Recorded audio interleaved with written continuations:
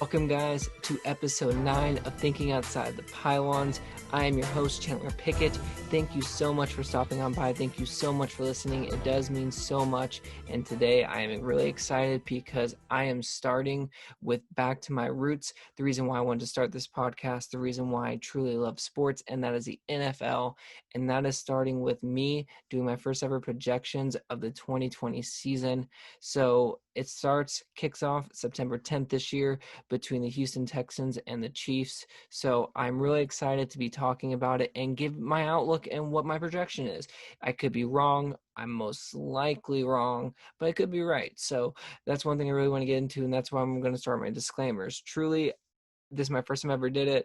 I am not expecting to be 100% right. I am putting in a lot of work. I am looking at everyone's schedules, who they're playing, who's the other team, all the lineups, the coaches, the history between everything. I'm doing a lot of research. I have worked my ass off on it. And today I am starting with the AFC South and the NFC South. So those are two divisions I'm breaking down today. Next time I'm going to be talking about the AFC East and the NFC East. But I wanted to start with these two divisions, one because I'm a Jaguars fan, unfortunately, with my life, and the other one being these are two of the hardest divisions to talk about in all of football. The way the ball can bounce can change truly the outcome of the entire season with all 8 of these teams. So it's something that I really, really did want to break down. It's something I really did want to talk about. So that being said, I'm going to jump right in. Again, disclaimer, it is going to be a weird year because of COVID. Hopefully every team can play a 16-game schedule. That is how I'm doing my projections, is in 16-game schedule, even though some teams might not be able to play that. And hopefully we can have a season. This is my first time doing it. So hopefully I am right. Probably again am wrong, but no one's ever right with projections. So this is just something I want to do and kind of really excited for. AFC South, though, I'm going to start with the Houston Texans. The Houston Texans over-under on the season is 7.5 games. So that's actually pretty good. I noticed while I was doing all these games, my projection and their over-under did make a lot of sense, at least for me. And I can see how Vegas and everything did do their sports book, because it does make sense when you look at the schedule and break it down where they can win and where they can lose. I do have the Texans going 9-7. I had their player of focus, their main person of focus being Deshaun Watson, because the entire team rides on him. Defense isn't incredible. They're not going to beat anyone because of their defense, but their offense really does run through Deshaun Watson. Obviously, losing DeAndre Hopkins is huge, but getting someone like David Johnson is amazing. Someone who's such a versatile back who can actually catch the ball. It's going to help Deshaun so much, because when he needs a bailout, David's going to be there. And I mean, Deshaun is one of the best quarterbacks in the league. He wants to put the league on notice, and he's a competitor. So with him with the team on his shoulders, he's going to do great things. They just have to ride the wave, and they're going to have to win shootouts every game, because I don't think their defense is going to be able to keep teams in check. And I don't think Billy O'Brien is going to be able to outcoach a lot of coaches as well. So that's a main focus, is that Deshaun's just going to have to play his ass off all season. I had them going 9-7, and I had them going 3-3 in the division. So I think that they can have a great year. They have the potential of having a 12-4 year. They have the potential of doing a 7-9 year. It's just they have to be able to ride off Deshaun, and they have to be able to win games through their offense. Next up is the Indianapolis Colts, obviously adding Philip Rivers, obviously adding Jonathan Taylor in the draft, who I think was a steal. I think that by it's all said and done, he's going to be the starting running back, and he's going to be one of the best running backs in the league. Truly, I think that he's the focus point of this team, and they have to make him work. Reich is always obviously a great coach. Won the Super Bowl with the Eagles. I think he's going to do great things with the Colts, and I think he wants a breakout year. Their over-under is 8.5, and I have them going 10-6. I have them really stepping up this year. I think Philip Rivers is going to be comfortable playing the AFC South. He usually has all those teams in his pocket already. So playing them for 6 games this year, they're going to do great. And I think that this team that really needs their defense to step up is going to be the same thing that the Texans have. Is it's going to be shootouts. It's really going to be high scoring games, but they have one of the best offensive lines in the league. They're going to have a great running game, and that's what they're going to have to play through is their running game. And Philip just can't make mistakes like he did for the Chargers. If he doesn't make mistakes and they run the ball and their defense plays well enough, they're going to go 10-6. And I think that's what's going to happen. I don't think Reich is going to let them do worse than that. So that's where I have them is 10-6 on the year. Next up is my team, the Jacksonville Jaguars. I am a fan of the Jacksonville Jaguars. I know more about them than I do any other team in the NFL. Their over-under is 5.5 games. I have them going 7-9. And this is a big year for the Jaguars because Shad Khan gave his confidence for one more year for Doug Marrone and Dave Caldwell. And they put all their money in the Gardner Minshew basket. And if Gardner Minshew doesn't perform this year, then bye-bye entire coaching staff. What I honestly see happening is like a 4-7 start or maybe even worse. And I see them getting rid of Marrone, and I see them getting rid of Dave Caldwell, and I just see Jay Gruden somehow going from offensive coordinator to interim coach, and them winning a few games and being competitive. I don't know why. It's just a projection. It's a prediction. And I think it's gonna happen. Gardner Minshew is their most important player. He's got to win games. They put too much money or too much time, too much effort into saying this is our guy. I mean, to think that the Patriots got Cam Newton for $1 million and the Jaguars quarterbacks are making a total of $1 million this year, it hurts to think that all their confidence is in a 6th-round pick from 2 years ago.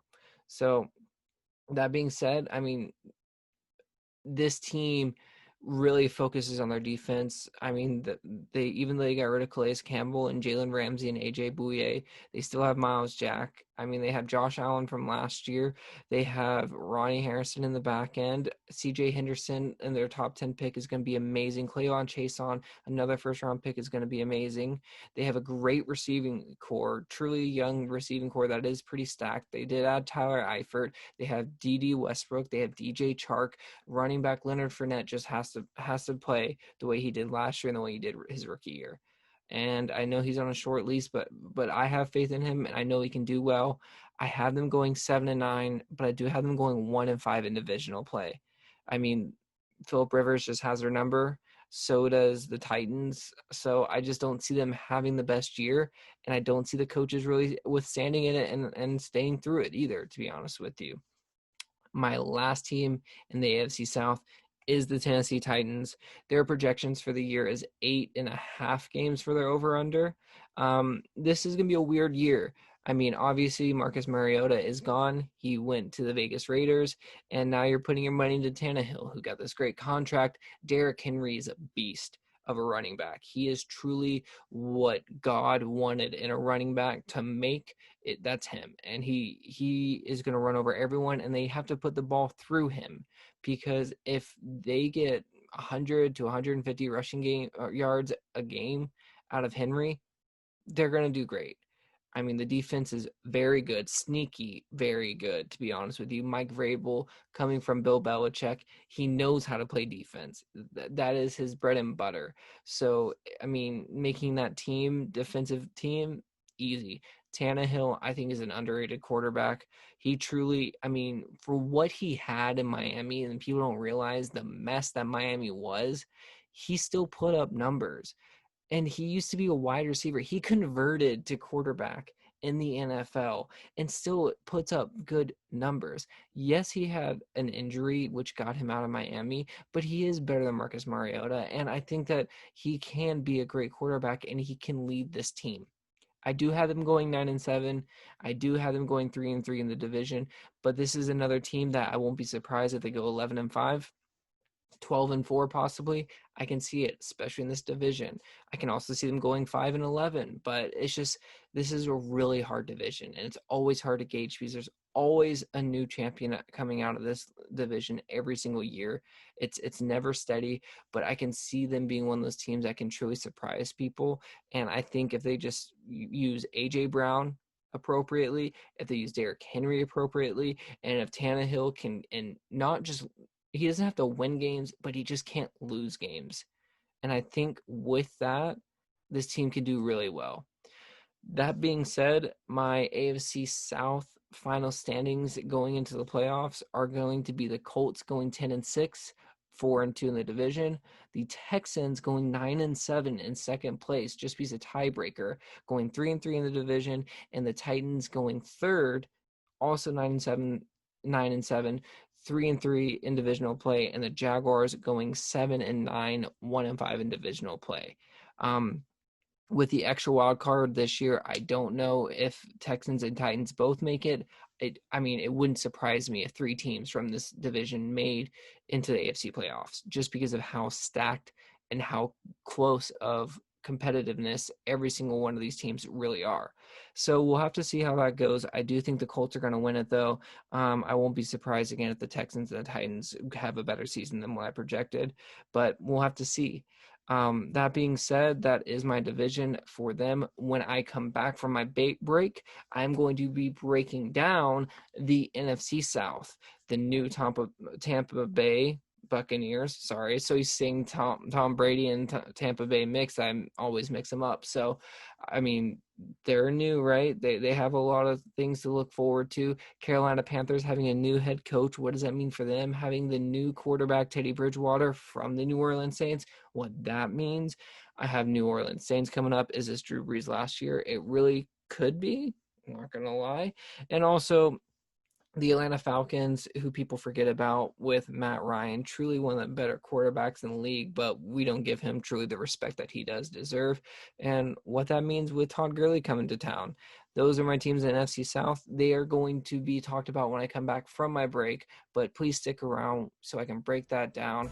I will see you guys in just a minute. Thank you so much. Bye for now. What's going on? Welcome back to episode 9 of Thinking Outside the Pylons. So I'm jumping over from the AFC South now over to the NFC South, which is another very difficult division. These are 4 teams that do not care about their record. They do not care about how poorly they're playing, how great they're playing.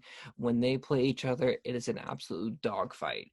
This division is just so difficult. I mean, the Falcons, the Panthers, the Saints, and the Bucks, truly, it's just a crazy division that anything can happen, and you really do have to focus on all 16 games in this division. So that being said, I'm going to jump in, starting with the Atlanta Falcons. The Atlanta Falcons, their over-under is 7.5.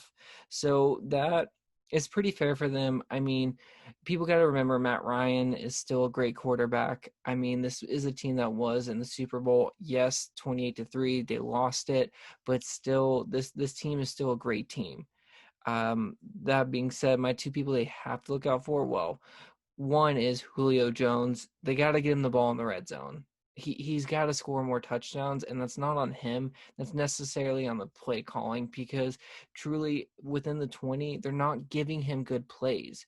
They're just trying to go, post fade, let's throw in the corner, and you can jump over 3 guys and score. I mean, sure, you can get 2 touchdowns a season doing that, but you can't do that on a consistent level and actually do well. So they need to give him some help doing that. That being said, the other thing is their defense just has to stay healthy. I mean, this team has such a great defense. They really focus on winning through their defense, but in the past couple of years, they just haven't stayed healthy. They've gotten injured, they've gotten hurt, and that's really where their team and their season has unraveled, is because of that. So if they can stay healthy throughout the entire year, I mean, they could be looking at 11-5 and 12-4 season. But that being said, I don't think they can. I mean, Todd Gurley is a great addition. I think that with the Falcons, he can go back to being somewhat of himself. I do think he can do well, and there's still a lot left in the tank. But I have them going 7-9. And that being said, 7-9, I have them going 3-3 in divisional play.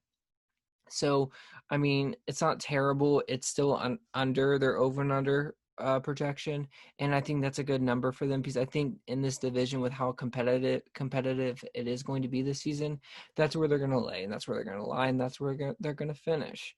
That's really, I don't have much to say. They're another team, just that Seattle scheme that truly just needs to be thrown out the window. It's done. It's over. But I mean, I don't see them going further than that, because their issue is just staying healthy. I do think Calvin Ridley is going to be a great receiver, and they're going to have to get him more included in the offense, even though, I mean, they already have. He's got to take off some of that coverage on Julio. He really does. They need to get Julio the ball. My next team is the Panthers. So the Panthers, their over under is at 5.5. Um, this is gonna be a weird year with the Panthers. New head coach, new offensive coordinator. One good thing is that offensive coordinator did work for the Saints, Joe Brady. He worked under Sean Payton, one of the best offensive minds in the history of the NFL. So they have an advantage with that. Obviously, Joe Brady was the passing offensive coordinator for the Tigers in LSU last year, who won the national championship with Joe Burrow. So they do have someone that knows what he's doing. That being said, their main player has to be Christian McCaffrey, because he's gonna have to have another 200 or 2,000 all-purpose yard season. He truly is. This team needs that out of him. He's gonna have to be MVP caliber like he is every year. Luke Kuechly on the defensive side has got to step up. The entire defense has to step up, and this is why I actually had them a little bit lower. I have them going 6-10, possibly lower. I think that they will probably go lower than that. I have them going 1-5 in divisional play, but I don't see them hitting 6 wins, just because when you look at who they have, I mean, Teddy Bridgewater coming out of New Orleans, yes, he went 4-0, but don't be a prisoner of the moment. He truly, I mean, that was Sean Payton completely changing his offense and being able to find different ways to win in New Orleans last year. I think that Teddy is one of those players that he's not going to go out there and win them games, and that's what they truly need at a quarterback. DJ Moore is a beast as a receiver. Him and Christian are going to have a great season, but they're going to need the most out of those two players, and it's going to be too much on them by the end of the year, truly. So I don't see them doing great. They are going to be the bottom of the barrel when it comes to the NFC South, but they can surprise you. They're the kind of team that can come out and steal a few games, and it wouldn't surprise me, but I do not see it happening. My next team is New Orleans Saints. Their over under is 10.5, which is a pretty good over under. So I actually have them going 12-4. I see Sean Payton just having a good season, and I see it being on his shoulders because Drew Brees is a year older, and the Saints have had a disappointing last 3 years. Just seems like when they get to the playoffs, it's not necessarily their fault, but they lose. They just somehow they just lose, and I think that they'll get back there again, and the same thing might happen again, but Sean Payton's going to have to call a great year, and he's going to have to be on the money every single week, because this year isn't going to be just, oh, Drew Brees is going to go out there and throw for 350 to 400 yards a game. He doesn't have the arm strength anymore. The power is not there. He's going to have to do a lot of rushing. I mean, Kamara is a great running back. He is going to be on his toes, ready to go. They have a great receiving core. I mean, obviously, Michael Thomas, one of the best receivers in the league. And their defense has to step up too, because in this division, their defense is going to have to stop. I mean, truly the passing game with, I mean, the Falcons, the Bucks. Even if Bridgewater does have a few good games, this is a very pass-heavy league or division. So they're going to have to be able to stop the pass in this division. That being said, I mean, I have them going 12-4, and they're going 4-2 in the division. I think that they can walk out of the Panthers winning both games, and they're going to split with the Falcons and split with the Bucks.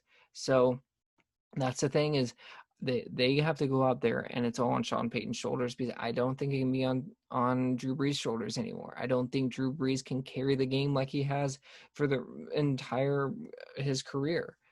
I think that Sean Payton's got to show how good of a mind he truly is, even though he is probably the best mind in the NFL behind Bill Belichick. That brings me to my last team, which is the Tampa Bay Buccaneers, the Tampa Bay Buccaneers, the Tom Brady, the Rob Gronkowski, the Bruce Arians show. This is going to be exciting to watch. I think that someone that people need to realize is still there is Chris Godwin. Being in the best, I'm sorry, this is the best receiving core in the NFL. I mean, Mike Evans, Chris Godwin, and Rob Gronkowski is they're all Pro Bowl players.